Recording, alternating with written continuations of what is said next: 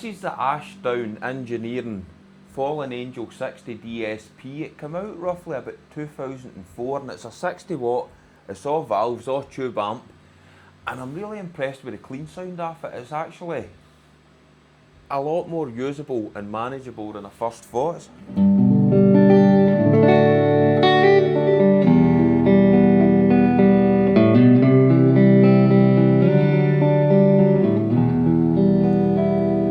But the big thing about it was, for a tube amp, it came with built-in effects, so you've got like choruses, flangers, delays,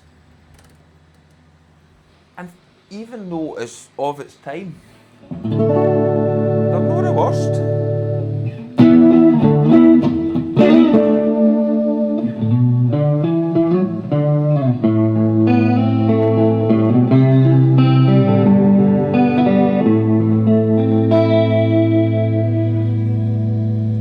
No, for me personally, it's no amp for me, but if it was, I'd be keeping it clean. I'd just running my rig through the clean side.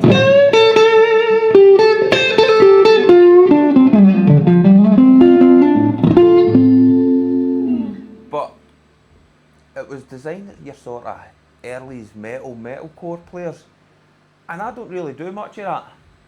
But luckily enough, I know a guy that does, so I'll hand you over to him.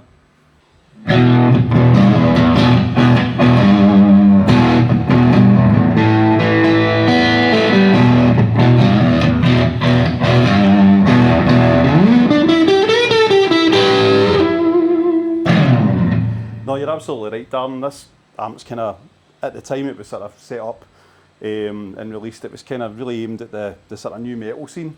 You know, kind of early 2000s, that's when you're talking about the kind of rise of your kind of down-tuned, kind of drop D brigade, you know, that kind of was rising up through it. So I think this amp was kind of the set up to kind of cater to people like that. It's certainly quite a usable amp. You know, obviously that's kind of relatively low gain, but it does go quite kind of pretty heavy.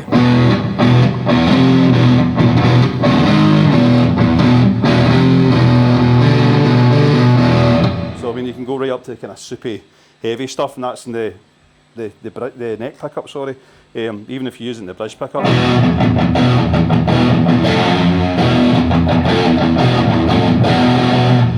Here it's got that kind of crunch. That sort of stuff would be looking. What I did find about it is it's kind of mega bassy. That's actually pretty much with the bass control rolled off completely, but if we kind of put that to the sort of 12 o'clock position, you can kind of hear how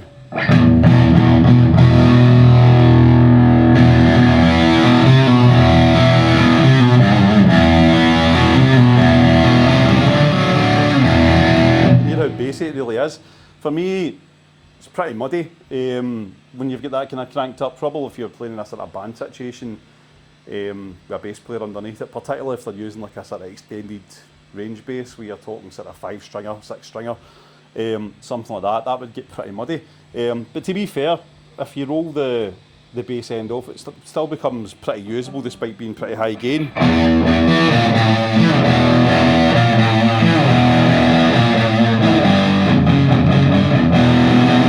Is that kind of, you know, kind of slightly sort of kind of mid-ground between a sort of Marshall and a kind of Mesa Boogie sort of type sound. But it's actually, to be fair, I'd never played one of these back in the day, but I'm quite shocked at actually playing it, that it's not really the kind of high gain beast I expected it to be.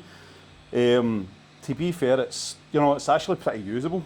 As I said, it sort of fits in that sort of same space that you would use sort of high gain Marshalls. Your kind of Mesa Boogies type stuff. So obviously it's, you know, it caters to sort of metal, but you can actually kind of roll it off and use it for just sort of like kind of general sort of rock or sort of hard rock kind of tunes, if you know.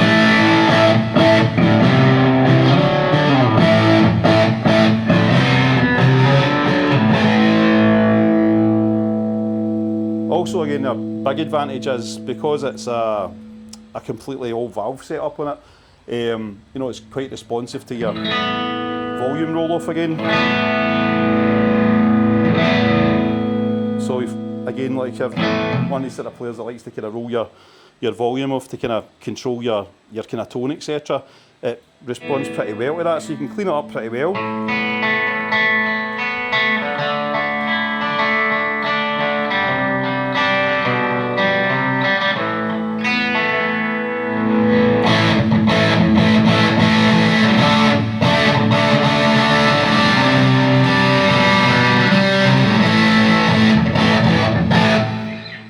back up to dirty again. As Darren was saying, there is built-in effects in this. This is probably one of the kind of slightly unusual features of the Fallen Angel series, is that they made these DSP models that come with built-in effects. They're quite limited, as Darren was saying, they're limited, but I mean, I suppose they're usable to the extent where, you know, there's some choruses, there's some flange settings, and there's a delay setting. The only problem that I find with the delay settings is there's sort of set time sort of repeats in them. So you get your kind of rockabilly slapback, but each time you kind of change it to a different setting, it sort of lengthens the delay.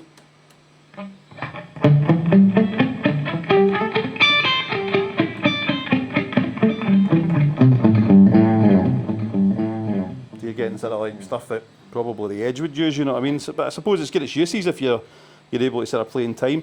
I don't know if the foot switch maybe allows you to alter that. The foot switch that we've got for it that Darren's got here, we think it's got a fault, so you'll need to get a wee look at that.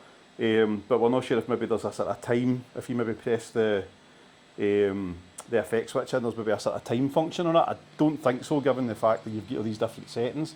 But to be fair, the effects are kind of relatively usable. They're nothing startling, nothing spectacular, but you know, they're usable. But again, it does have an effects loop, like any kind of major sort of amp.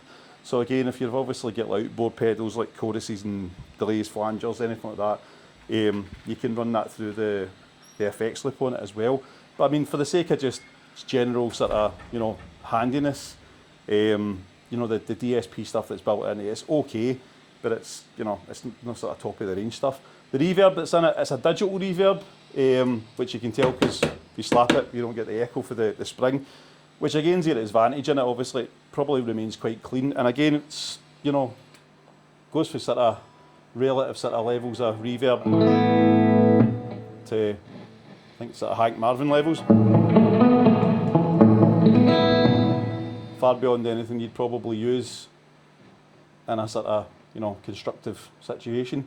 But to be fair, no, it's actually, as I said, it's really quite surprising how versatile it is. I expected this pretty much to be a sort of high gain, sort of chug machine, so to speak. But it actually takes pedals really well. Again, so I've been using overdrive pedals. So that's like the Boss Super Overdrive. I've also got a Black Country Customs Monolith pedal. And a good old fuzz face. Takes everything pretty well, but again, probably because it's all valve. To be fair, the other thing we did find with it is that it does kind of handle down tuning. Using the whammy pedal here, you can obviously kind of down tune it towards the kind of lower registers you'd be talking about with the sort of new metal bands that were there at the time. It kind of sounds a bit like Metallica, kind of St. Anger era sort of thing, you know. It's sort of probably use a bit of higher gain in that, but